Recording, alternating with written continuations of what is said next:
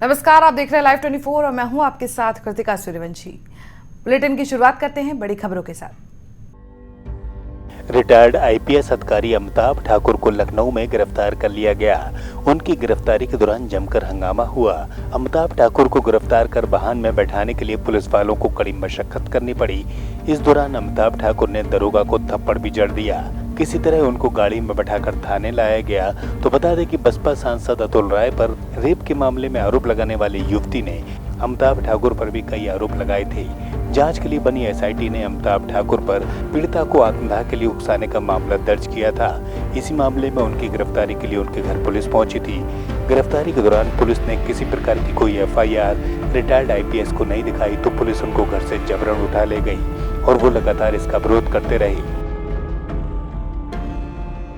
पीड़िता और उसके सहयोगी गवाह श्री सत्यम प्रकाश राय द्वारा दिनांक 16 अगस्त 2021 को माननीय सर्वोच्च न्यायालय नई दिल्ली के समक्ष आत्मदाह का प्रयास करने के संबंध में शासन द्वारा पुलिस महानिदेशक उत्तर प्रदेश, पुलिस भर्ती एवं प्रोन्नति बोर्ड लखनऊ एवं अपर पुलिस महानिदेशक महिला सुरक्षा एवं बाल सुरक्षा संगठन लखनऊ की जांच समिति गठित की गई थी। संयुक्त जांच समिति ने अपनी अंतरिम जांच आख्या में पीड़िता और उसके सहयोगी गवाह श्री सत्यम प्रकाश राय को आत्मदाह हेतु दुष्प्रेरित करने तथा अन्य आरोपों में श्री अतुल राय सांसद एवं श्री अमिताभ ठाकुर सेवानिवृत्त आईपीएस को प्रथम दृष्टया दोषी पाया और उनके विरुद्ध अभियोग पंजीकृत कर विवेचना करने की संस्तुति की।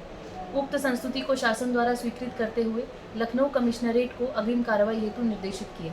इस प्रकरण में श्री अतुल राय सांसद एवं श्री अमिताभ ठाकुर सेवानिवृत्त आईपीएस के विरुद्ध थाना हजरतगंज लखनऊ पर मुकदमा अपराध संख्या 309/2021 धारा 120B, 167, 195A, 218, 306, 504 एवं 506 आईपीसी पंजीकृत होकर विवेचना प्रारंभ की गई है। उक्त विवेचना के दौरान श्री अमिताभ ठाकुर सेवानिवृत्त आईपीएस को गिरफ्तार किया गया। वाणिज्यकर मुख्यालय में प्रेरणा कैंटीन का उद्घाटन कमिश्नर वाणिज्यकर मिनिस्ट्री एस द्वारा किया गया। बता दें कि विभूति खंड स्थित मुख्यालय में इस कैंटीन को बनाया गया है, जहां राष्ट्रीय ग्रामीण आजीविका मिशन के भारतीय महिला स्वयं सहायता समूह द्वारा इसका संचालन किया जाएगा। तो महिलाओं को आत्मनिर्भर बनाने की दिशा में यह प्रयास किया गया है। राष्ट्रीय आजीविका मिशन हमारे सबसे गरीब महिलाओं को आर्थिक रूप से स्वयं सहायता समूहों के जरिए मदद करने के लिए। तो हमारे यहाँ करीब 300 से 400 कर्मचारी हैं, ड्राइवर से लेकर हैं, और हम महसूस कर रहे थे बहुत रात तक लोग बैठते हैं, उनको लिए घर का खाना की व्यवस्था नहीं है और बहुत सारे लोग अनहेल्दी खाना भी करते थे। तो हमने सोचा कि ये दोनों को जोड़ जाए।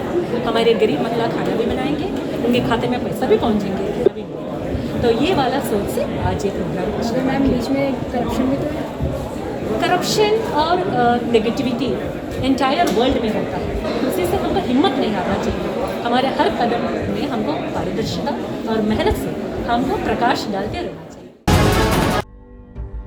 सूबे की राजधानी में तमाम व्यापारी नेताओं ने अब सभा का दामन थाम लिया है और व्यापार सभा की सदस्यता ली है। इस दौरान एक भव्य आयोजन किया गया, जिसमें समाजवादी व्यापार सभा के प्रदेश उपाध्यक्ष द्वारा सभी नए व्यापारियों को सदस्यता दिलाई गई। इस दौरान सूबे की भाजपा सरकार को निशाने पर लिया गया, तो व्यापारियों को इस दौरान सरकार में उत्पीड़न का शिकार बताया। भाजपा व्यापार प्रकोष्ठ के मीडिया प्रभारी ने भी इस दौरान समाजवादी पार्टी की सदस्यता ली।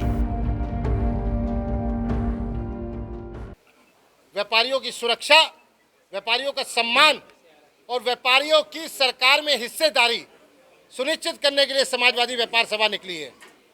मैं आपको विश्वास दिलाता हूं कि जिन व्यापारी नेताओं ने आज ज्वाइनिंग करी है, जिन व्यापारी नेताओं ने माननीय राष्ट्रीय अध्यक्ष हम सब के नेता अखिलेश यादव जी के हाथों को मजबूत करने के लिए समाजवादी पार्टी की नीतियों को आगे बढ़ाते हुए जो विजन लेके चली समाजवादी पार्टी, जिन्होंने विकास किया, इंफ्रास्ट्रक्चर का डेवलपमेंट किया, जिस तरीके से समाजवादी पार्टी लगातार व्यापारियों को सदन में भेजने के माध्यम से उसकी लड़ाई लड़ती आई, चाहे चुंगी में, चाहे धारा 3/7 हो, चाहे वैट को बात हो और चाहे नोटबंदी में व्यापारी साथियों को जो रास्ते में परेशान किया जा रहा था वो दंडित न करने की बात हो। जिस तरीके से माननीय अखिलेश यादव जी ने काम किया है, आज व्यापारी पूरी तरीके से समाजवादी पार्टी के साथ है। मैं आपसे भी निवेदन करूंगा कि व्यापारी के साथ कहीं पर भी अत्याचार हो रहा है, आप चौथा स्तंभ है, आप हमारी आवाज़ है, क्योंकि व्यापारी एक सॉफ्ट टारगेट है। व्यापारी एक अधिकारी के भी शोषण होता है, व्यापारी पे एक अपराधी का भी शोषण होता है।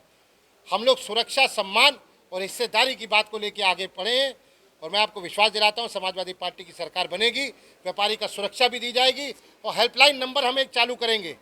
एक हेल्पलाइन नंबर जैसे 100 नंबर तर्ज पे चालू हुआ था, व्यापारी का हेल्पलाइन नंबर चालू करेंगे, जिससे व्यापारी का सुरक्षा सम्मान और हिस्सेदारी मजबूत होगी।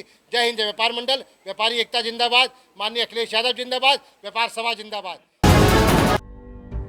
सूबे में 59,000 सहायक शिक्षक अभ्यर्थी का मामला थमने का नाम नहीं ले रहा है। शिक्षक भर्ती में 22,000 पदों को जोड़ने की मांग को लेकर अभ्यर्थियों ने भाजपा कार्यालय पर सैकड़ों की तादाद में पहुंचकर प्रदर्शन किया तो साथ ही मुख्यमंत्री आवास को घेरा। बता दें कि अपनी मांगों को लेकर कई बार अभ्यर्थी अधिकारियों और मंत्रियों के चक्कर लगा चुके हैं।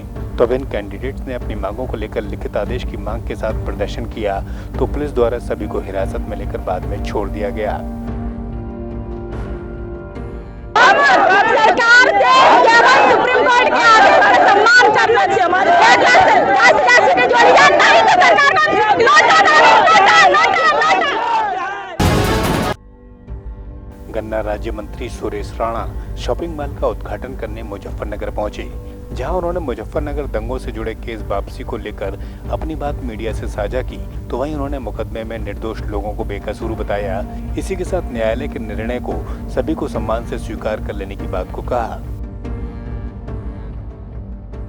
उत्तर प्रदेश में ऐतिहासिक रूप से हम लोगों ने गन्ना भुगतान किया है और मैं कह सकता हूँ 1,42,000 करोड़ रुपए का गन्ना भुगतान उत्तर प्रदेश में किया है, जो समाजवादी पार्टी और बसपा सरकार के 10 साल से ज़्यादा है।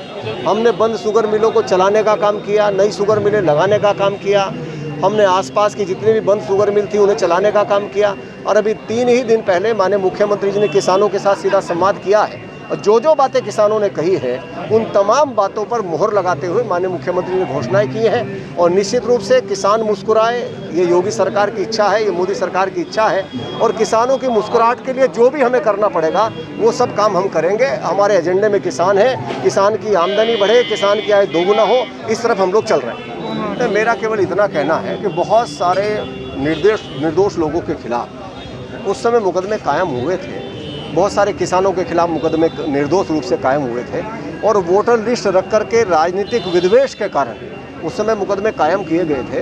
राजनीतिक विद्वेष के कारण जिन लोगों के खिलाफ मुकदमे कायम किए गए थे, जांच उपरांत उनकी यदि कोई कार्रवाई होती है, जांच के उपरांत, और न्यायालय अपना काम कर रहा है, इसलिए न्यायालय पर कोई टिप्पणी करना उचित नहीं है।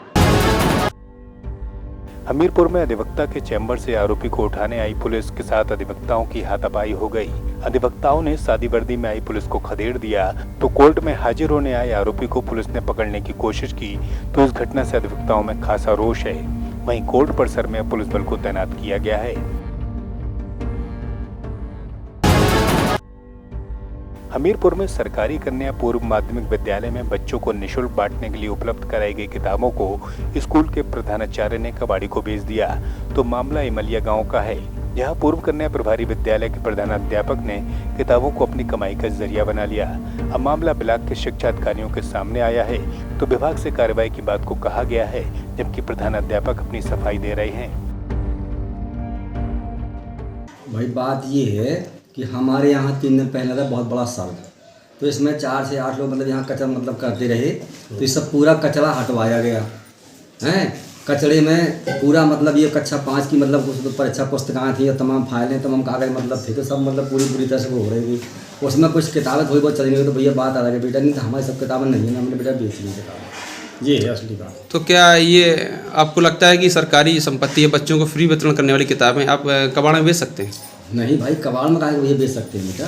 लेकिन जैसे कि कबाड़ी ने बताया कि 28 किलो किताबें आपके द्वारा बेची गई। नहीं, सब हमारे यहाँ किताबें नहीं सकती भाई ना। एक ये यूपीएससी मिलिया विकास क्षेत्र मुस्कुरा का मामला है, जिसके प्रधानाचार्य श्री जयचंद द्वारा किताबें बेचने के प्रकरण सामने है।